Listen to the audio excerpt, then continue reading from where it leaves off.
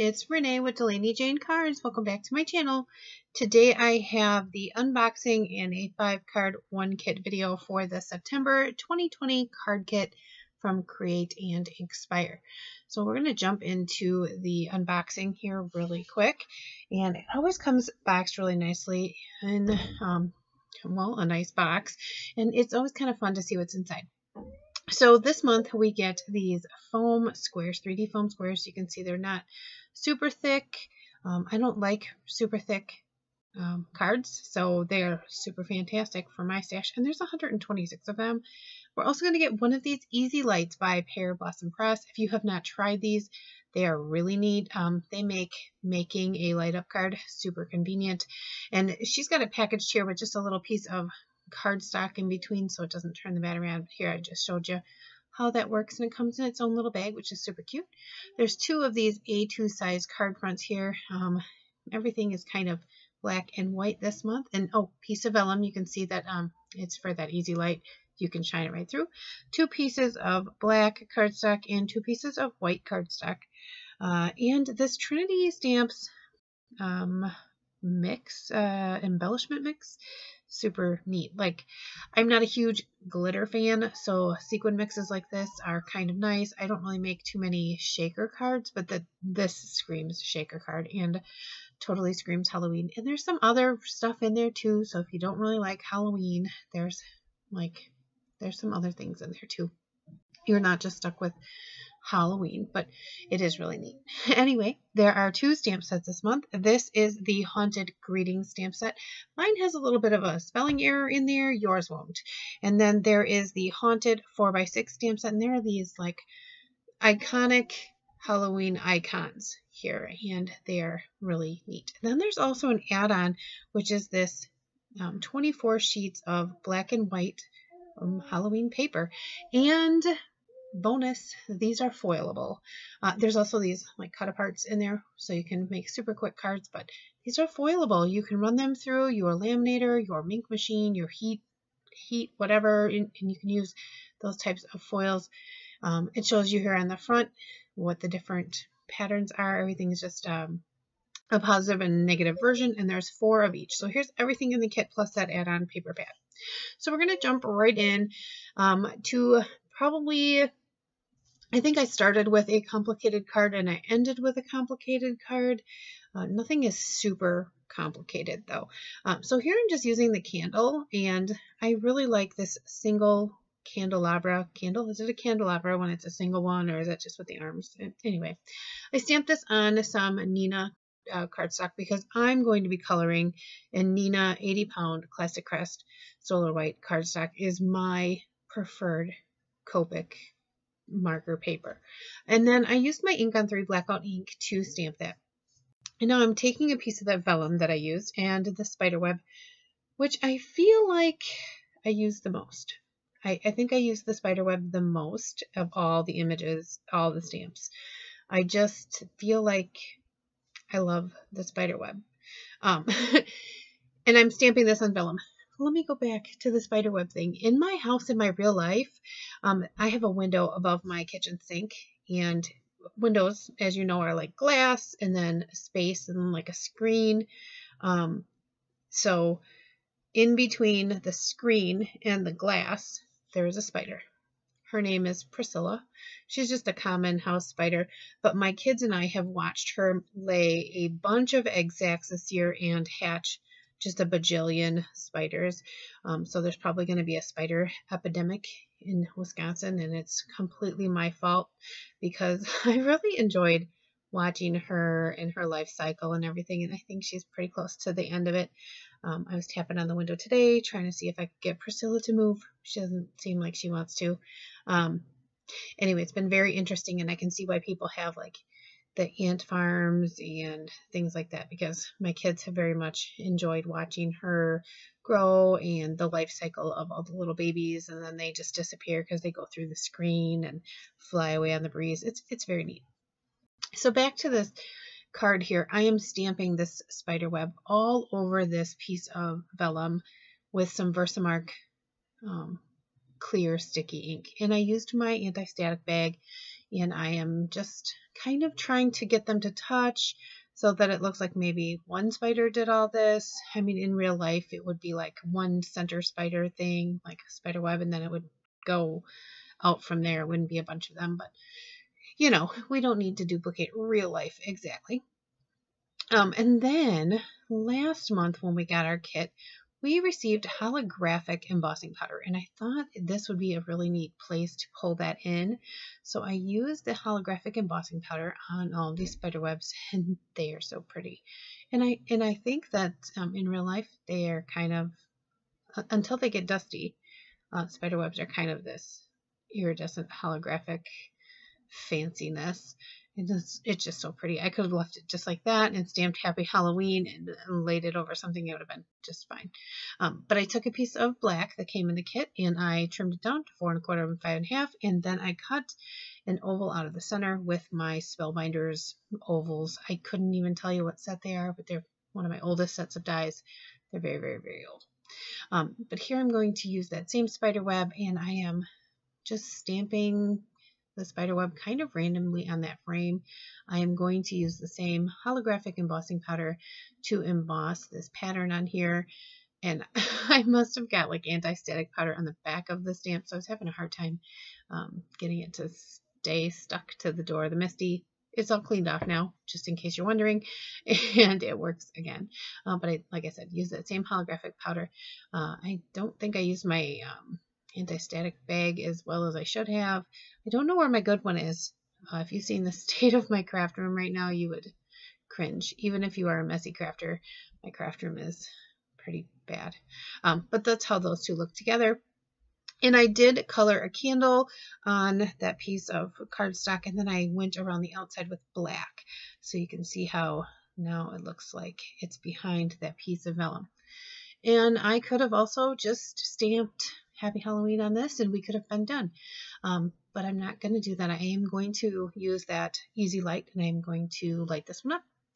Now I wanted the flame and only the flame to really glow.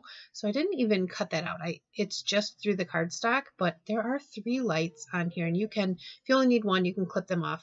And they are directional, so they have a back to them. So you have to kind of be careful when you're placing them down. But what I did is just twisted this very gently to twist the wires all together, and I'm going to kind of manipulate the lights so they're all going the one direction, which is through the cardstock here.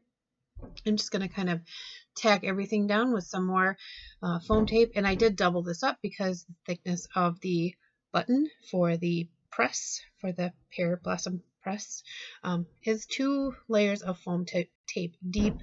And Amanda over at Pear Blossom Press, she does sell like double layered foam tape, so that, you know, this is super easy. You just put 1 layer of that down and you're done.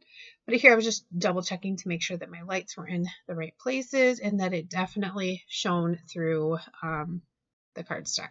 So then I just added a piece of double-sided adhesive to the back of the button, and then adhered it to another piece of black cardstock just because it was there. I could have used any color, but just because it was there on my desk. And then I needed to figure out some details. This is super cool. Again, could just put Happy Halloween on it and stick it to a card base, but we got these really cool embellishments from Trinity stamps, and there's these tiny little spiders in there, and they are pretty much the right size for these spider webs. Like, I mean, it's a big spider, but it's not like you know, a colossal spider on a small web. They're pretty much the same kind of size or ratio to size. So I just adhered these down, and I used some glossy accents because that's what was on my desk in front of me. Everything is on my desk. I'm lying to you. Everything is on my desk. That is what was closest and I could tell was adhesive. So here I pulled out the Happy Halloween sentiment, and I'm going to just stamp that on a piece of white with black. And that's super simple. Totally getting ink all over my Misty.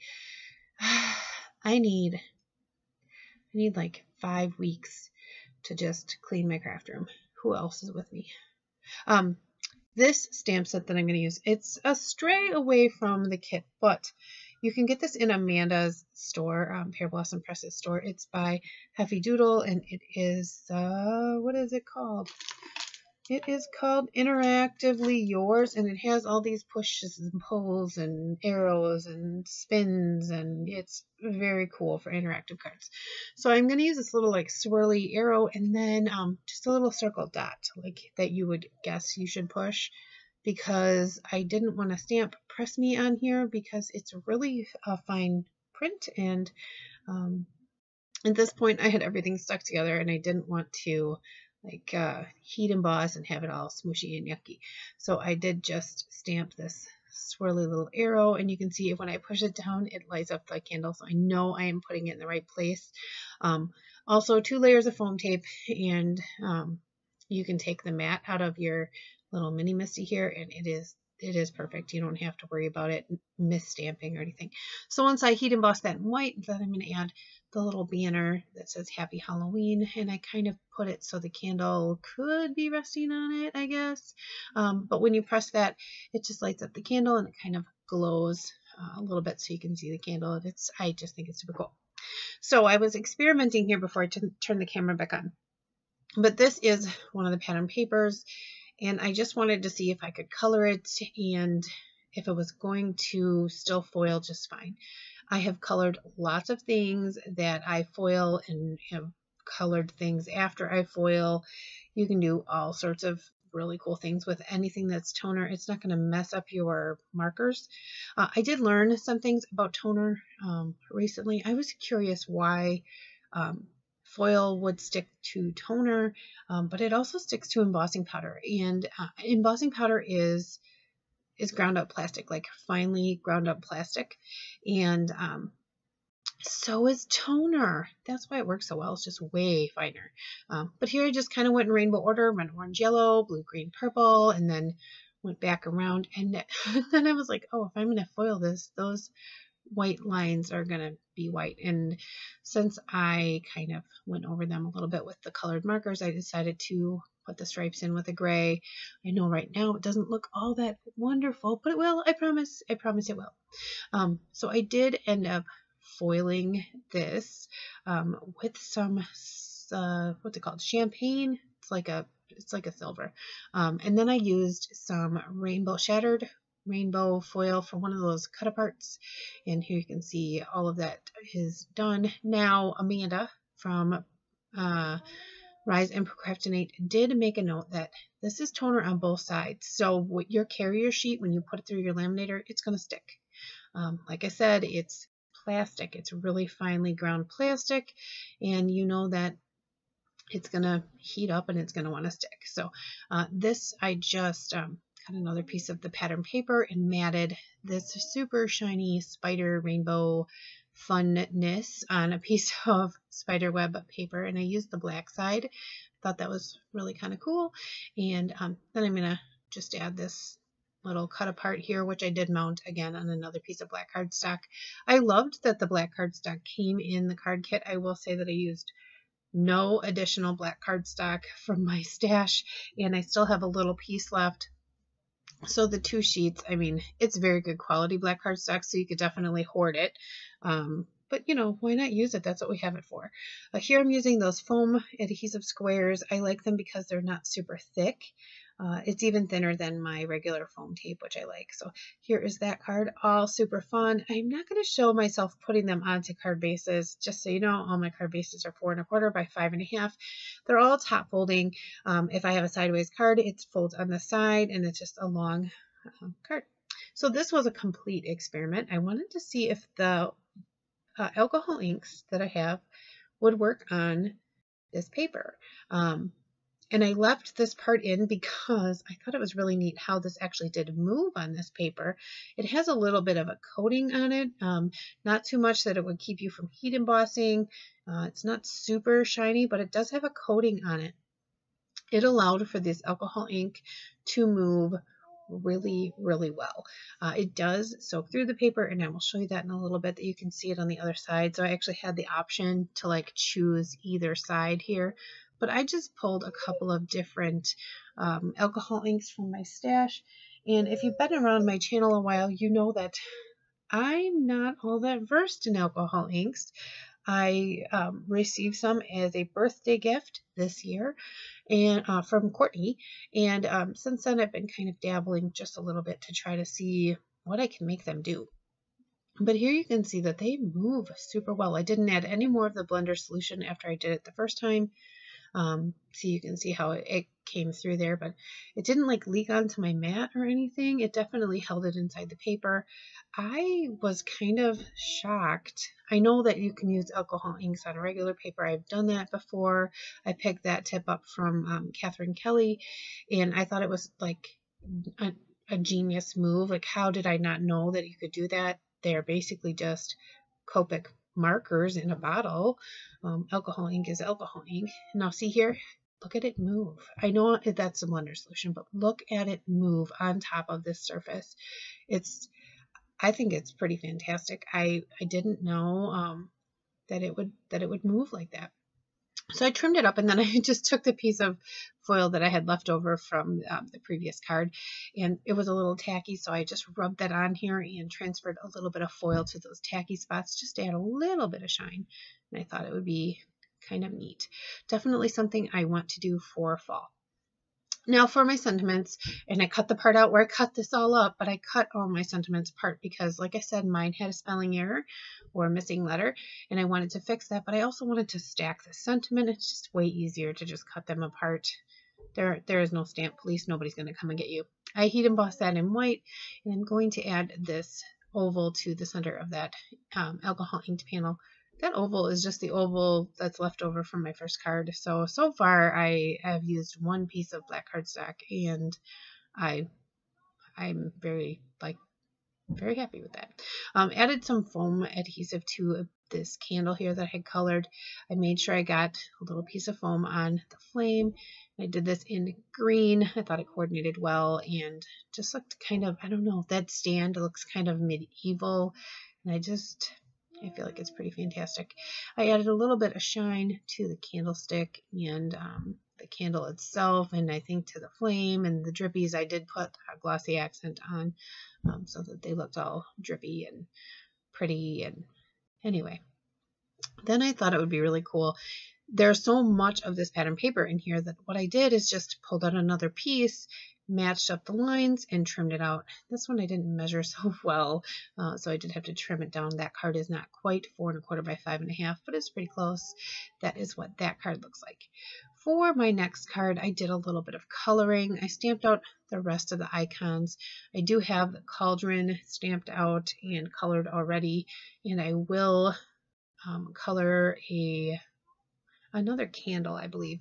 And I do want to do another card with this pumpkin because I have these huge ideas in my head. The way that the pumpkin stamp is created, I know I can trim out that face and use it just as a pumpkin. And I'm sure you'll see that from me shortly because that is an idea that is not going anywhere. So I didn't leave all the coloring in at all. I did just leave the pumpkin in. And I left this coffin in because if you have never colored wood grain before, I wanted to leave this in so you could get a good idea on how I did this. I also did not put any footage in from my second camera just because I know this is a long video and I just didn't feel like editing all that much. So what I did for my wood grain is I colored the entire coffin in my lightest color, which is, I believe, E71. Then I'm using E79, the very tip of the marker, to draw lines and some twirls and some knots, and it doesn't look very good at all yet. The reason that I went and filled the whole thing in and then went with the darkest, and now here's the next darkest, so this is, I believe, 77, and then the next one 74, is I am going to kind of blend these out by saturating the paper to begin with. It kind of blurs the lines just a little bit, and here I'm just going in and reinforcing kind of where there would be, I would guess, maybe a routed line, and then I'm going to go over the entire thing with that lightest color and blend it all, and now you can see that it definitely resembles wood grain much more. So here are all my pieces. I am going to use a sentiment here from the Trinity stamps. I just thought it was really neat that this had Happy Halloween in it. And then it has a skull and crossbones, and I thought that needs to be on the cauldron, and I need to do that for sure. So I pulled that out. So I'm just trying to like rearrange everything, and this is one of those pieces of A2 size paper that comes in the card kit, and you can foil that too. I think somebody might have done that already, where you just foil that, and it doesn't have any toner on the other side, so you won't have that carrier sheet issue. So here I decided to add my purple witch's hat to the coffin, and I'm going to pop some of this stuff up and lay some of it flat, but first I'm going to take care of like my housekeeping, like putting the skull and crossbones on my cauldron, putting the hat on the coffin, adding the foam tape to the back of the things that are going to be up higher.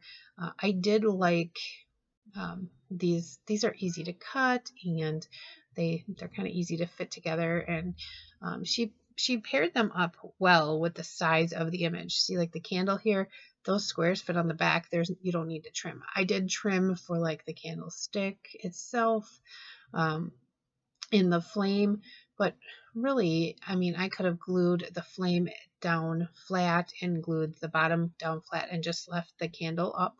It would have been really cool, but definitely sized right for these images, and I really appreciate that I didn't have to really cut too much. For the broomstick here, I just added more foam tape, and I think I added a piece of foam behind part of the pumpkin as well, just because I want to kind of layer things.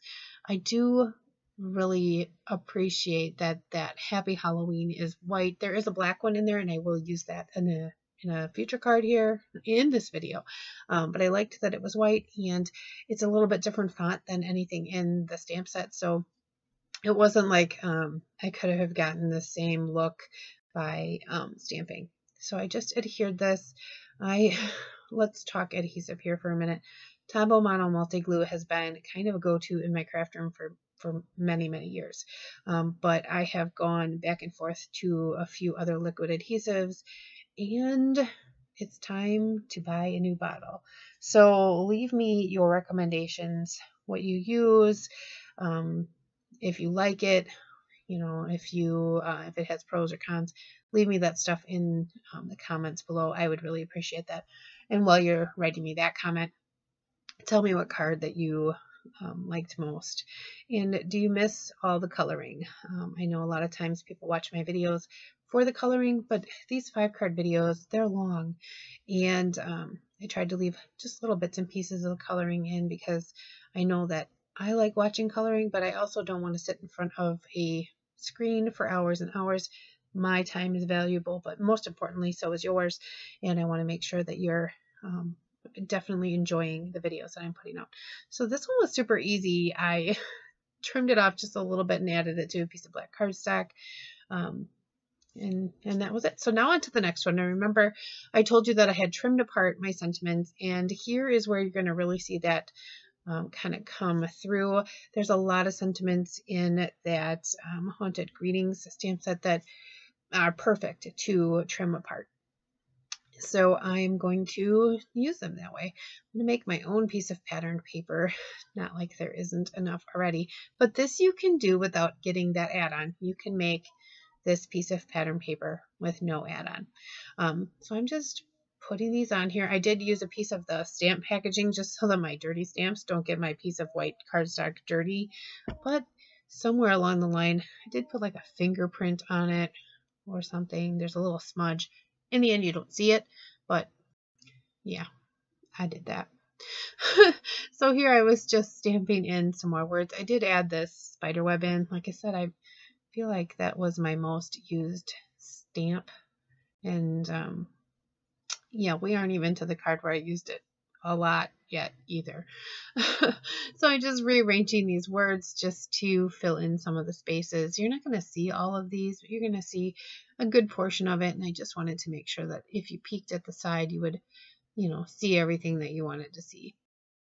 And I think this would have been a really cool pattern too, all the sentiments. And Courtney did a very good job picking the different fonts and the icons that went with. They're very, very much Halloween, very simple. You can color them very intricately. You could leave them stamped in black and white. And I do really like the black and white papers.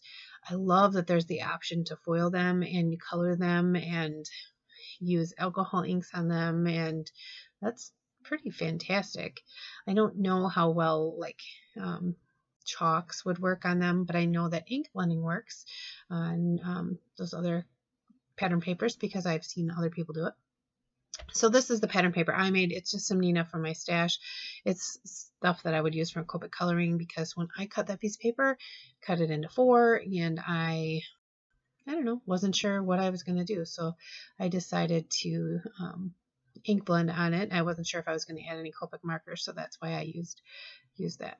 And my blending is not the way I wanted it. I wanted to start with blue and then go into green and then yellow and then kind of the orangey and then into orange, but I jumped the gun and started with yellow in the top. And anyway, I do end up like figuring it out right about here. I was like, oh no, I'm going to blend green into this. That's going to make brown, and I don't want brown. But I figured it out. I just blended. I think that was about where I was like, oh no. Then I'm going to just blend it back into yellow and then do blue and the green at the bottom. Just figured that would kind of visually ground this background. Like I said, there's going to be a little bit more over top of this, so it'll be okay. I'm just telling you now, it'll be okay. I did go back through my blend here while I was still processing how I was going to blend into blue and green, and then I decided to just go for it. I was going to put the yellow at the bottom here, blend out the orange so that I wasn't going to get mud, and then I was going to blend into this green. Now this green isn't the green I had envisioned, and I don't know how I ended up with it. And here I was like, well, it is kind of brown. I guess brown wouldn't be such a big deal. This is the first card making session I've had in a while, so my mojo isn't all going. It's not all firing on all of its cylinders or however mojo works. Oh, so I thought I would kind of break up this green, this funky dark green with a little bit of this blue, and you know what? All in all, it's fine. It's just a background. It's like an inside of a shaker background. And anyway, so this is a piece of heat resistant acetate, and I left the piece of white paper underneath it that it's kind of between each layer in the stack of acetate. That way I can kind of see what's going on here. And I'm going to do the same thing I did with that piece of vellum. I am stamping this spider web, and I'm kind of touching the edges and kind of chain linking them together. And I'm not going to cover the entire piece, but I'm going to make it so that if I did want to cut it out, it would all be connected, you know, like a chain. And I'm going to do this with 2 pieces. I know, kind of insane, right? What do you need 2 pieces of spiderweb acetate for, you ask? Well, we're going to make a fun card. A few, maybe 2 months back, my friend Amanda from Rise and Procrastinate and I did a collab. We do one every month, and I made a stacked shaker card, so we're gonna make one of those today. Oh, after I heat embossed those spider webs with the same iridescent embossing powder, then I put one back in and I stamped Happy Halloween, and I'm going to emboss that in black. So far what you can see is just the black. You can kind of make out that there's spider webs on there. They're on there. Now you can really see them when I take it off that white. So for this to work, usually shakers are like 2 layers of foam tape thick. And I'm not a real huge fan of thick cards, but sometimes when you have something like this Trinity mix, sometimes shaker is like the best thing you can do with that stuff. I mean, it's made to be a shaker mix. Like, it's made for that. So then I took some Renee foils, and which did not come in the kit, but I just die cut like a deckled edge rectangle frame, and then I took a piece of pattern paper and I also die cut that with a little bit bigger rectangle. Once I have that stacked together, I am going to add some of this shaker mix behind this piece of acetate inside that 1 layer of foam tape. I didn't add a ton, I just add a little bit here. and I'm going to stack on the second piece of acetate. And the foam tape here is like on the outside, so it's not two pieces of foam tape together. And then I just trim everything off, make sure it's even. Here's that piece of ink blended cardstock that I stamped, and I stacked up all the rest of my shaker bits that I want to use there. And now I'm going to stack all of this over top of that. What you get is a lot of dimension inside a shaker. It's kind of got an extra layer in there, so the things way in the back are in their own space, the things in the front are on their own space, and then you have the depth and dimension of all those spider webs. So these are the 5 cards that I made. You get 2 interactive, you have the light up one, you have a shaker one, there's some coloring, there's some no coloring. I'd like to know what one's your favorite. And have you checked out Create and Inkspire? It's an online resource for card makers, and there's fantastic exclusive content there. Courtney does a great job curating the kit every month, and I know my video is running late, and I hope you really enjoyed this half hour that I've had with you, and I appreciate you sticking around and hanging out with me. So as I always say, give cards generously. Bye. Also, for the next 3 days, there is a 10% off code if you use Renee 10, all capitals, at checkout. Thank you very much. And again, give cards generously. Bye.